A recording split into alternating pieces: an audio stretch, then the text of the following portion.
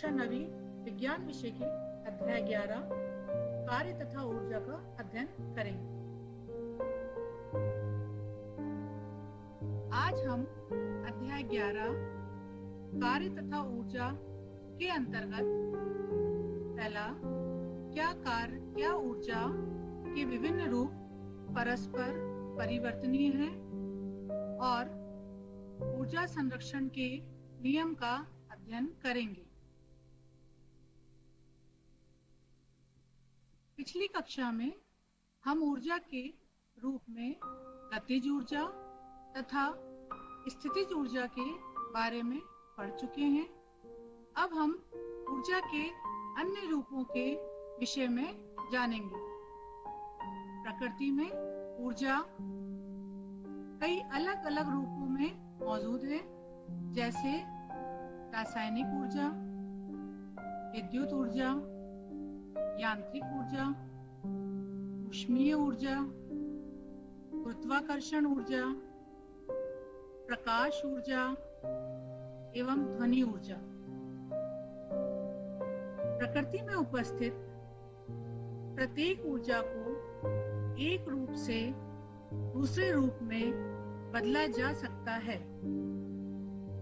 ऊर्जा के कई विशिष्ट प्रकारों में प्रमुख रूप गतिज ऊर्जा और स्थितिज ऊर्जा है। गतिज ऊर्जा वस्तुओं या पिंड के घूमने से उत्पन्न होने वाली ऊर्जा है, जिसमें यांत्रिक ऊर्जा, विद्युत ऊर्जा आदि शामिल है। इसी प्रकार स्थितिज ऊर्जा को भविष्य में उपयोग के लिए या संग्रहित करके रखा जा सकता है, जो कि ऊर्जा का कोई भी रूप हो सकता है। इसमें परमाणु ऊर्जा, रासायनिक ऊर्जा आदि शामिल है। आइए ऊर्जा के सामान्य रूपों का संक्षिप्त विवरण देखते हैं।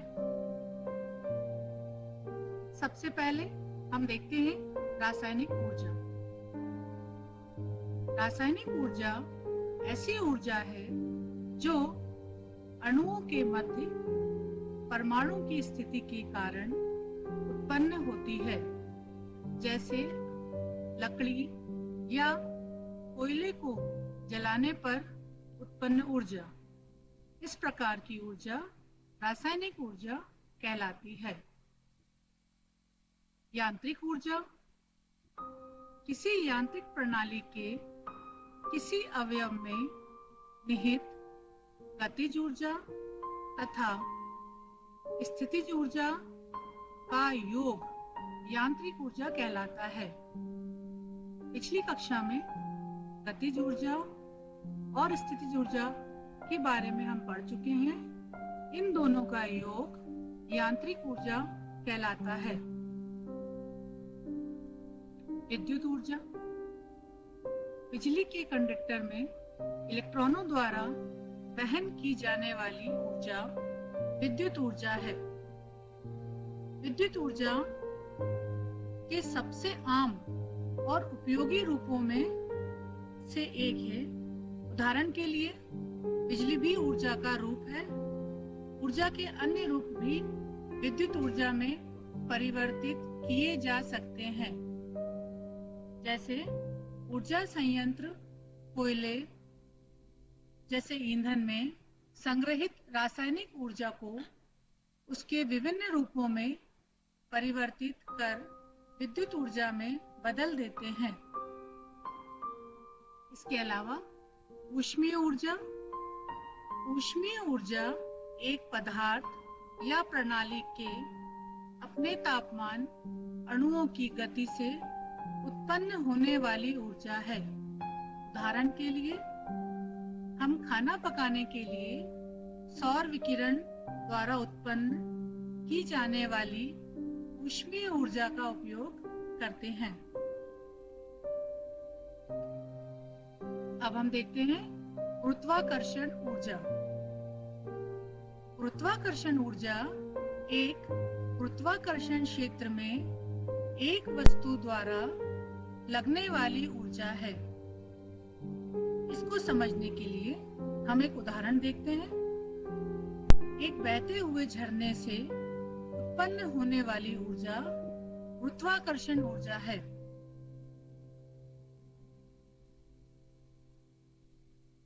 अब हम देखेंगे कि ऊर्जा के विभिन्न रूप परस्पर परिवर्तनीय होते हैं। साधारणतः कार्य कर सकने की क्षमता को ऊर्जा कहते हैं। जब धनुष से शिकार करने वाला कोई शिकारी उसकी डोरी को खींचता है तो धनुष में ऊर्जा आ जाती है, जिसका उपयोग बाण को शिकार तक चलाने में किया जाता है। ठीक है, ऐसे ही बहते पानी में ऊर्जा होती है, जिसका उपयोग पवन चक्की आदि चलाने में अथवा किसी दूसरे काम के लिए किया जा सकता है। इसी तरह बारूद में ऊर्जा होती है और इस बारूद का उपयोग पत्थर की शिलाएं तोड़ने अथवा तोप से गोला दागने में हो सकता है।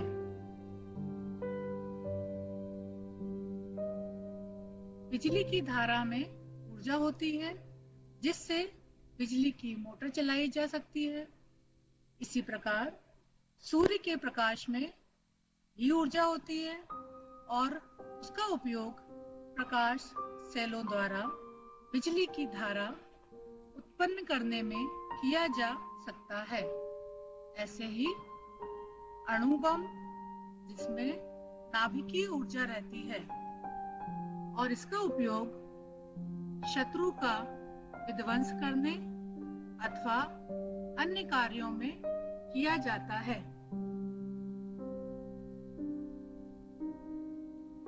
ऊर्जा के विभिन्न रूपों के बारे में अन्य विवरण इस प्रकार है। देखिए, हम देखते हैं कि ऊर्जा कई रूपों में पाई जाती है। जैसे तने हुए स्प्रिंग में जो ऊर्जा है उसे स्थितिज ऊर्जा कहते हैं। बहते पानी की ऊर्जा गतिज ऊर्जा है। बारूद की ऊर्जा रासायनिक ऊर्जा है। बिजली की धारा, इसकी ऊर्जा विद्युत ऊर्जा है। सूर्य के प्रकाश की ऊर्जा को प्रकाश ऊर्जा कहते हैं। सूर्य में जो ऊर्जा है वह उसके ऊंचे ताप के कारण है, इसलिए सूर्य के प्रकाश को और इसकी ऊर्जा को ऊष्मा ऊर्जा भी कहते हैं। अब हम देखते हैं ऊर्जा संरक्षण का नियम। अभी हमने पढ़ा कि ऊर्जा के विभिन्न रूप आपस में परिवर्तनीय हैं, अर्थात ऊर्जा का कुल मान नियत होता है। ऊर्जा का ना तो निर्माण किया जा सकता है और ना ही विनाश किया जा सकता है, केवल इसका रूप बदला जा सकता है। तो हम कह सकते हैं कि ऊर्जा को ना ही उत्पन्न किया जा सकता है और ना ही उसे नष्ट किया जा सकता है। जैसे गतिज ऊर्जा स्थितिज ऊर्जा में बदल सकती है, विद्युत ऊर्जा ऊष्मीय ऊर्जा में बदल सकती है आदि। आइए कुछ अन्य उदाहरणों का अवलोकन करते हैं। पहला, विद्युत सेलों द्वारा रासायनिक ऊर्जा विद्युत ऊर्जा में परिवर्तित होती है। इस बिजली से हम प्रकाश पैदा कर सकते हैं। दूसरा, सूर्य के प्रकाश से प्रकाश संश्लेषण क्रिया द्वारा प्रकाश ऊर्जा पेड़ों की रासायनिक ऊर्जा में परिवर्तित होती है। तीसरा, ऐसी क्रियाओं द्वारा यह स्पष्ट है कि विभिन्न परिवर्तनों में ऊर्जा का केवल रूप बदलता है, ऊर्जा के मान में कोई अंतर नहीं आता है।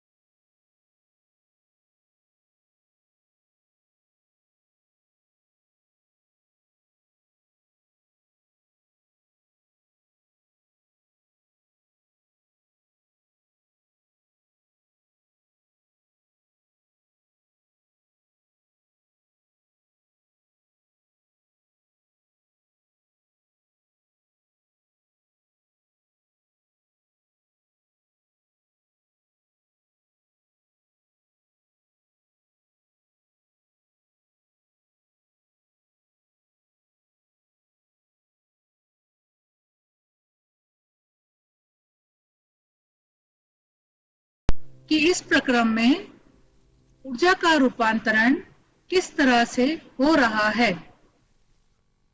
सबसे पहले हम बैटरी को देखते हैं।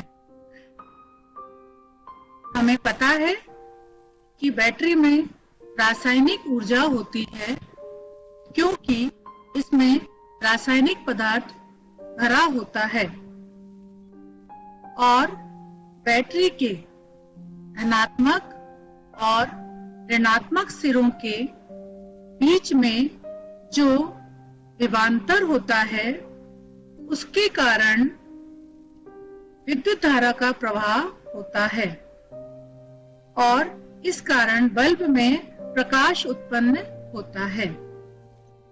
इस प्रकार यहाँ पे पहला, जब बैटरी को बल्ब से जोड़ा जाता है तो उसकी रासायनिक ऊर्जा विद्युत ऊर्जा में बदल जाती है और जैसे ही बल्ब जलने लगता है तो बल्ब के जलने के दौरान इस विद्युत ऊर्जा का ऊष्मा ऊर्जा और प्रकाश ऊर्जा में रूपांतरण होता है। प्रकाश ऊर्जा और ऊष्मा ऊर्जा में रूपांतरण होता है। हम जानते हैं ऊर्जा संरक्षण के नियम के अनुसार यहाँ ऊर्जा का रूपांतरण हो रहा है, यहाँ ऊर्जा का कोई नुकसान नहीं हो रहा है, इसलिए यह ऊर्जा संरक्षण के अनुकूल है और यहाँ ऊर्जा संरक्षण का नियम लग रहा है।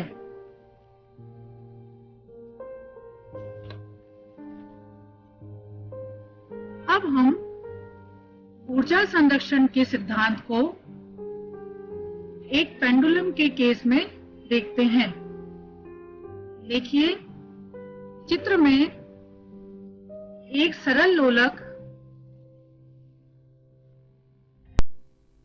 अर्थात पेंडुलम दिखाया गया है। यह मध्य बिंदु के दोनों ओर दोलन कर रहा है। जब यह अपनी बीच की स्थिति से एक तरफ अधिकतम ऊंचाई पर आता है तो इस समय स्थितिज ऊर्जा अधिकतम होती है इस बिंदु पर और यहाँ पर गतिज ऊर्जा शून्य होती है। पुनः जब ये मध्य में आता है तो यहाँ गतिज ऊर्जा अधिकतम होती है तथा स्थितिज ऊर्जा शून्य हो जाती है। इसी तरह पेंडुलम जब अपनी मध्य स्थिति से दूसरी तरफ इस तरफ अधिकतम ऊंचाई पर जाएगा तो यहाँ पर फिर से स्थितिज ऊर्जा अधिकतम हो जाएगी और गतिज ऊर्जा शून्य हो जाएगी। इस प्रकार पेंडुलम की कुल ऊर्जा का मान नियत रहता है, अर्थात यहाँ भी ऊर्जा संरक्षण के नियम का पालन हो रहा है। देखिए इस चित्र में